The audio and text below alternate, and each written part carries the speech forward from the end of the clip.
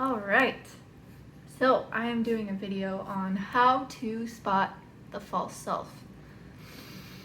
Alright, so the first way that we can spot the false self is when we're feeling off. You're saying or doing things habitually that are producing negative results or undesirable outcomes.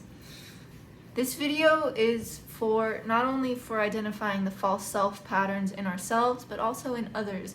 And when we see it in others, we have a understanding and availability to not take their inability to show up personally. The second way that we can spot the false self is we are consistently denying pleasure. So saying, this is what I want this so bad, and then when it comes knocking or comes to you, not letting it be received. This shows that what you're saying you want and what you're capable of receiving is not aligned.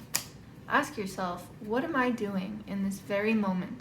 And is it adding or subtracting from my life or the lives of others? This breeds self-awareness, and self-awareness is the bridge that allows us to have understanding and compassion, not only for ourselves, but for other people that may be in a false self-reality. So, on that note, empowering and recovering the true self.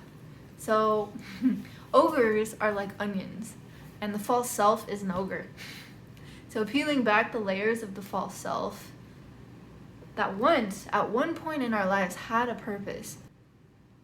These false self layers were a roadmap to either what we wanted to become or simply something that we took on as a survival mechanism for environmental uncertainties.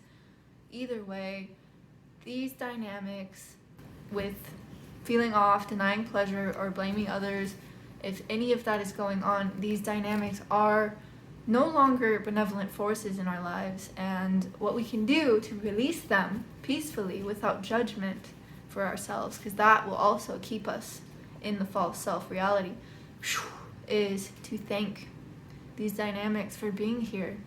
Give them permission to leave, which, neurologically speaking, reroutes your thought processes to new patterns. And it's not always about the destination, it's about how we get there.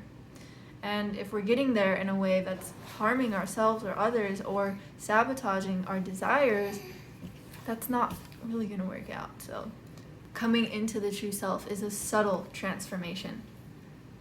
You will notice freedom from thought patterns or habits that were sabotaging your true desires. And little by little, you'll allow yourself to enjoy the pleasures of life once again. So I hope you enjoyed this video. Phoenix Presence signing off. Like, comment, subscribe, all the things. Link is in the description below. Thank you.